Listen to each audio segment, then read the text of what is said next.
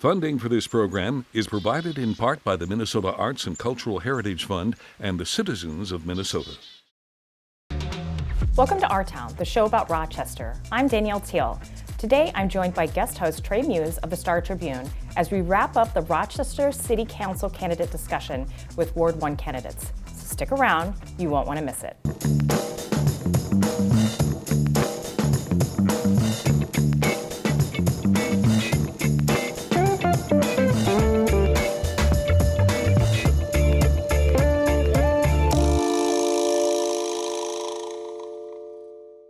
Ward 1 includes the southwestern area of Rochester. Patrick Keane currently occupies the Ward 1 seat on the Rochester City Council. We are joined today by the City Council candidates for Ward 1, Andy Hemenway and Patrick Keane. Thank you very much for joining us. Welcome to Our Town. Thank you. So let's start by having you tell us a bit about yourselves and what the top issues you see for the City Council race and for the City of Rochester. Andy, let's start with you. I'm Andy Hemenway. I've been a lifelong resident of Ward 1. I grew up there. I graduated from Mayo High School. I have a wife of almost 20 years. She does in-home daycare. And we have a beautiful daughter who's 8 and attends Ben Franklin, the same school I went to. I'm vested in that ward. I've, like I said, been there forever.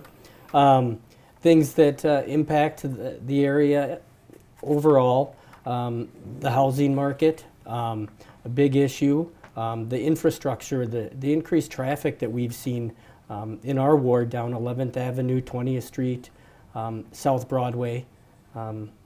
That's a big impact. The increased taxes, I've heard a lot about inflation from people. Concerns about inflation, especially some of the older population on fixed incomes. Otherwise, one thing we can't do much about directly from the City Council standpoint, but was from parents with students in the school system, busing issues and stuff like that. But yeah, that's what I've got, so thank you. Thank you. Patrick. Sure, yeah. I actually grew up in Chicago area and ended up in Minnesota through coming for an education and then coming for a great job. I worked for 35 years at IBM, and I had the great privilege of being able to retire in my mid-50s. And without the pressure of a mortgage and without the pressure of a corporate boss, I started getting involved in other things in the city.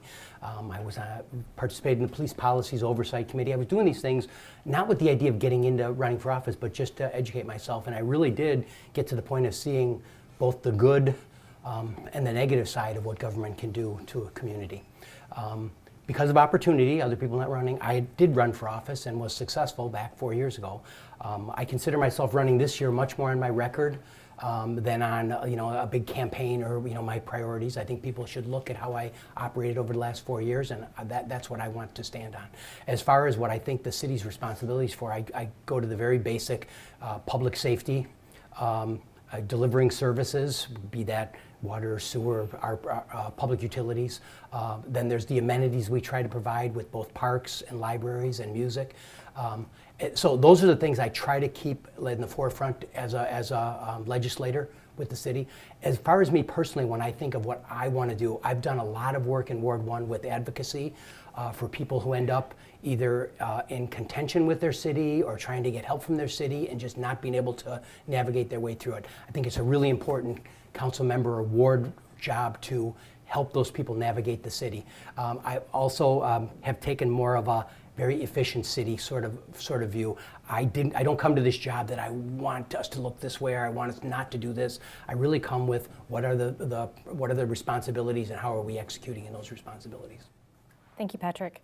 DMC is kind of a hot topic. Recently, the DMC Economic Development Agency EDA plan for 2023 was reviewed. What are your thoughts about the work plan and the budget regarding that? Yeah. So DMC has a bit of an image problem, and I think kind of well-deserved. If you look at DMC, I mean, standing back, DMC is St. Paul sending us, over $300 million over a 20-year period to say, make sure Mayo is successful. And at some level, that's what it is. It's not a code branch of government, anything like that. So we get this chance, and when they came out, they wanted Discovery Square, they wanted improved hospitality for people to stay here, and most of the projects were very focused on the business of being a medical destination.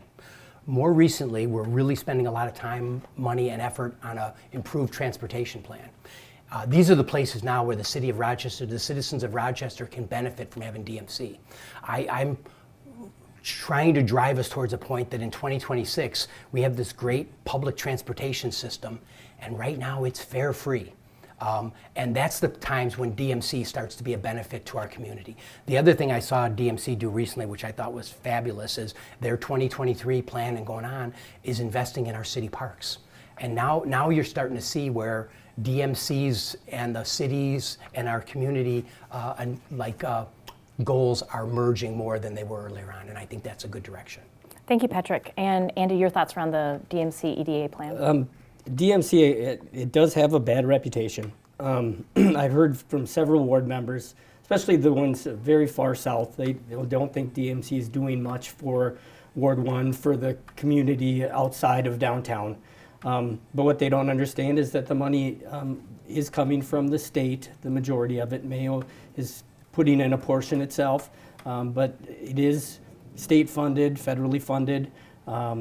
With that allocation, I believe it was $32 million. $10 million of that was for the park system, for the Soldiers Field, and I think that's still in flux of if that's all going to be used in that park or some of it can be allocated somewhere else. The city council has the capacity to play with that money, and with that, it does alleviate some of the funds from the tax and other things that Rochester would use for those things to put into our local communities in the different various wards and work on the parks there, along with the $2 million referendum that was passed. And that money, in addition to what is left open and available from what's coming in from the state, I mean, everybody in the community benefits from it.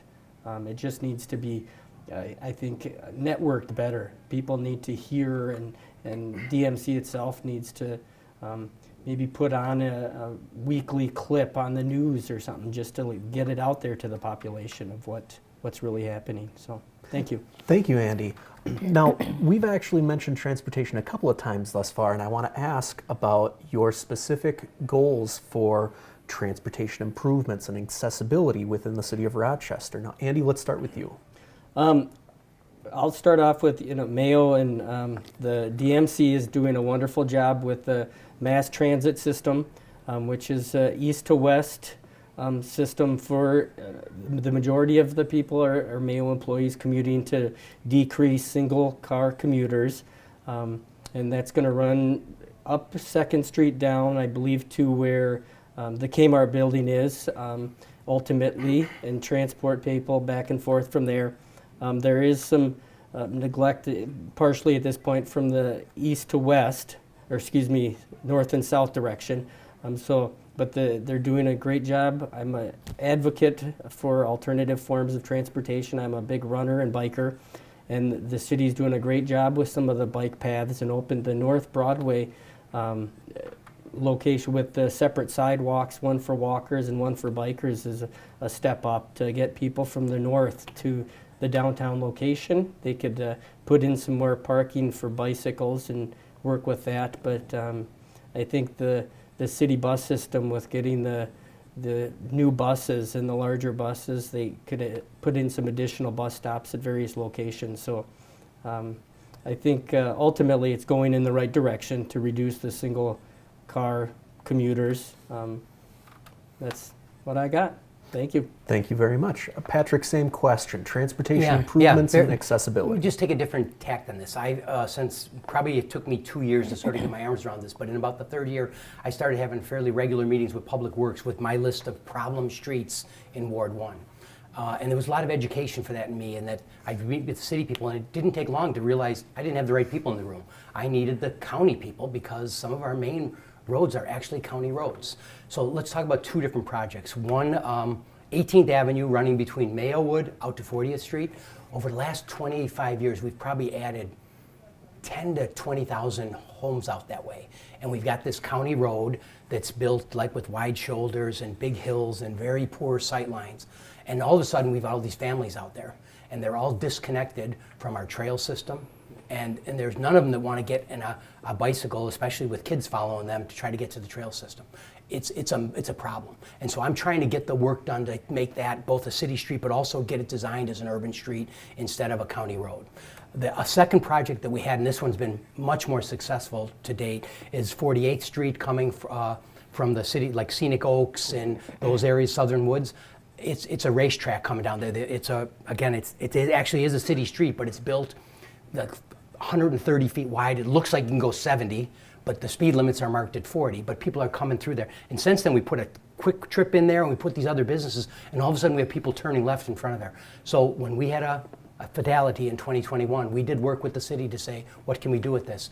Very interesting aside, the people were worried about fatalities, but that wasn't the big problem on this intersection. It was the sight lines and the way people were coming off of these other roads. And we've got a project now approved with state funding where we're going to put a roundabout in on that intersection where it's Commerce Drive and 48th Street, and it's actually getting funded for 2023. It feels like a great accomplishment. Thank you, Patrick. And we'll start with you with this next question. You brought up housing, so that's a good segue into this one. The City Council has recently had a number of split votes affecting housing affordability. Several projects have received the support of professional staff and the Planning Commission, but face the opposition of some neighbors. In these situations, would you vote to support a project providing more affordable housing? Okay, so I should state your specific question here. One of the things we're trying to do with the UDC is make it much more precise, like what the rules are for it. What kind of building can you design? As long as the development community and the staff are working on like approved goals, they're not coming in with like, well, we want to do it different. I think that's where we get into trouble with the neighbors, that right now something's zoned for residential, R1, and we're going to change it to R3 and put up these apartments. I think we have to be careful with that. I think of zoning as more of a covenant with the neighborhood. That said, our comprehensive plan does, in certain areas, say, in order to have valid public transportation, you need more density. In this case, it's really market rate housing. That, you know, should we be changing some areas, allowing a sixplex into an area that doesn't have them right now? And those are difficult things for neighbors, but I think there are improvements for our cities. I did want to talk more in general, though. The city is a partner in a lot of this housing. This idea that, you know, there's an affordable housing problem, there's a senior housing problem, there's market rate housing problems. And the idea, like some forum asked us, like, what would you do about this? It's almost ludicrous that someone like me is going to come in and say, here's my great ideas on housing. But we have to be a good partner, and we have to seek out partners. The county is Olmsted County is our housing authority in this area, and they've been really good about, they took their ARPA money and they put $10 million towards housing ideas. And they're still working with the builders and with the city, and how do you spend that money to come to bear on this and improve it? There's so many incremental improvements. And I think that's how this will work. I don't think it'll work with someone who'll come up with the big idea. I think it'll be incremental improvements until we're in a better place. Thank you, Patrick. And Andy, again, with kind of the neighbor sentiment, desire for more affordable housing, what are your thoughts around that? There was a study done a few years back, the Max Field study, and it does show that there is a shortage of housing, all housing, affordable housing, middle-level housing, just housing in general. Rochester has done a great job with the city council and the county building multi-livable units in certain, I just call them pod areas, along 14th Street and Marion Road, Mayowood Road and 16th Street, downtown, off of 65th Street, and they've done a great job of locating these areas to increase upfill there along bike paths and along areas where there are jobs available, businesses. So I think that Rochester's doing a great job, and I would support it. We had I don't know, 15 years ago, they built a complex on 20th Street and 11th Avenue, and there was a lot of concern in the neighborhood about increased traffic and crime and other things, which is valid concerns from people. But lo and behold, there was none of that. It was actually very comforting to have those neighbors come in It increased the diversity of the community, and it really it's not a bad thing. It's change, and I mean that's the biggest fear people have is change, and to acclimate to that sometimes takes a little bit. But I think if we all work together, the city, the county, the builders, and to fill the backflow, there's a shortage of contractors, and we're not building houses in those developments as fast as we could or should. So thank you. Thank you, Andy. Now let's talk taxes and spending, everyone's favorite topic. As we all know, Rochester residents are feeling the pinch in their pocketbooks from increasing property taxes, increasing inflation. With that, what are your thoughts around more significant tax levies to help city programs that might currently be underfunded? At the same time, are there any items in the city's budget that you would take a look at and potentially cut? Andy, let's start with you. It's a very sensitive topic. You know, nobody likes to pay more and not see the benefits themselves. But you know, I don't think we necessarily need to cut anywhere. If you cut things, it's always hard to climb back from it, because then you look at it down the road and you have to increase more, or you have to, and then there's discomfort there. I think if the city, we take those funds go to the police department, the fire department, things that are there to protect you, the public works, for the infrastructure. If we start taking that away, we lose the nice roads, the safety that we have from the police department, the library. Some of it gets pushed into the library. So I wouldn't necessarily cut. I would say we just step back and maybe see different resources on how we can use that money we have more efficiently. As the city expands, there'll be more developments, and there'll be more property taxes coming in, and there'll be other ways.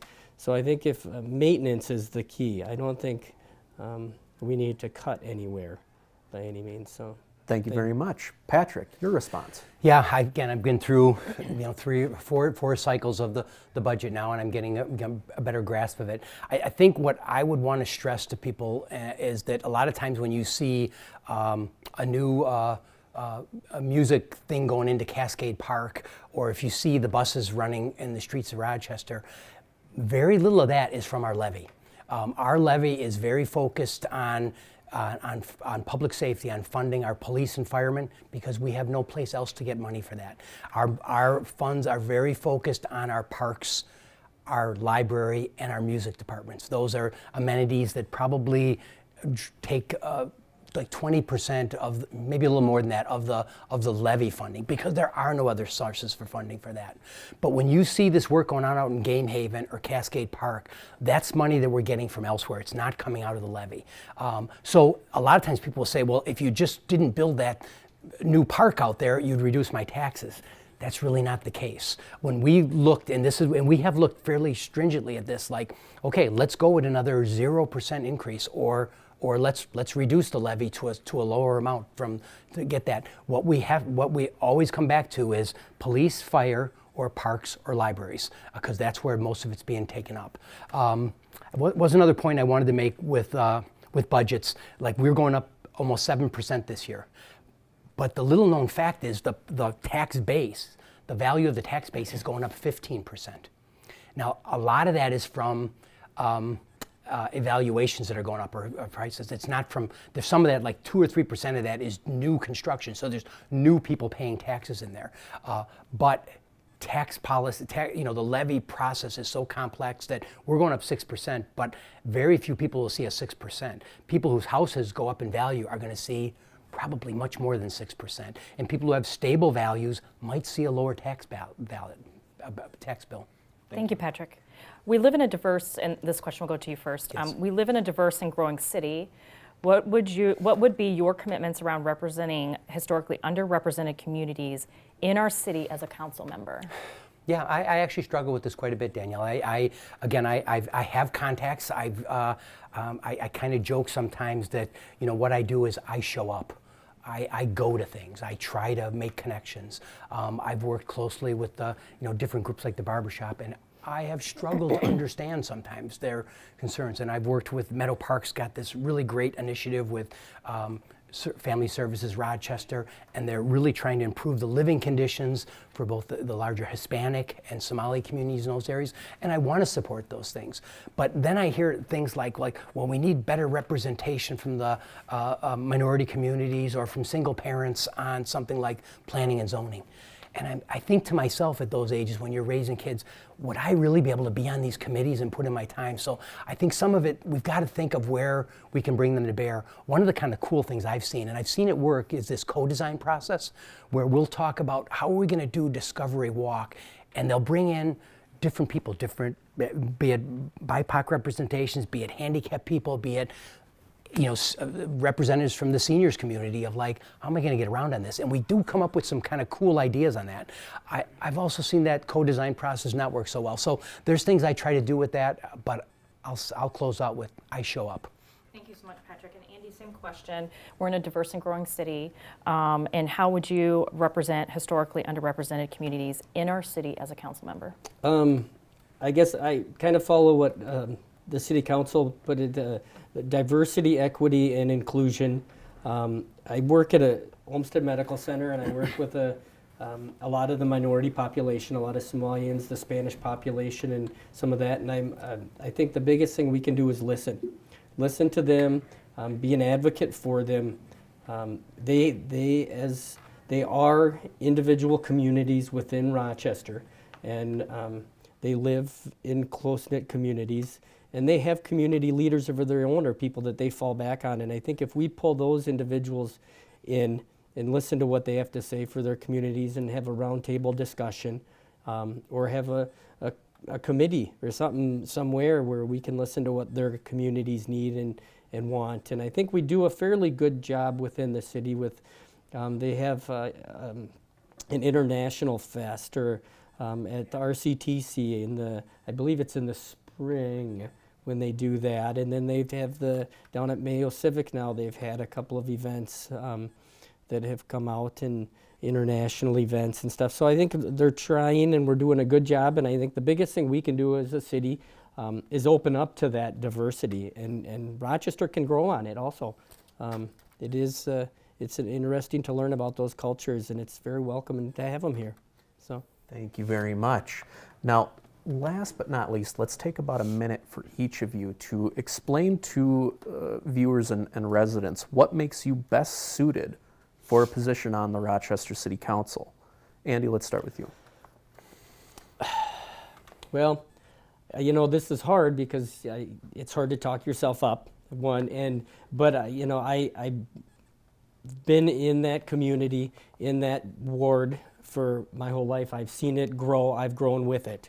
I have classmates in it, and I'm a very good voice and advocate. I'm a go-getter. I will do what I say I do, and I enjoy listening and having a cup of coffee, and I'll talk for hours about anything and listen. I'm driven, and I don't know. That's what I can say. Well, thank you very much, Andy. Yeah. Patrick. I guess when I think of running 4 years ago and trying to answer that same question as the new guy, it's hard. But I actually, after being in the job for a while, I actually think my, mode of operation, my disposition is good for council work. I actually think sometimes executive stuff I'm not as good at because I like to collaborate with other people. I think these jobs take a fair amount of energy. I think they take aptitude to be able to load some of this stuff up, but I think the key thing they take is empathy. To be able to, like when you're going through something like COVID and seeing what people are going through, and you're not going through the same thing, you have to be able to empathize with that. When I deal with both young people and old people, I feel like I've got to learn their perspective, and that's to be able to be empathetic and then somehow represent their voices and their needs. And again, I'm learning. I think I've got a good track record in council, and I think the council needs my experience. Patrick and Andy, thank you so much for being with us today. Thank you. Thank you. And thank you for joining us the last 3 weeks as we heard from the candidates for City Council from 125 Live. We will see you next week on Our Town, the show about Rochester.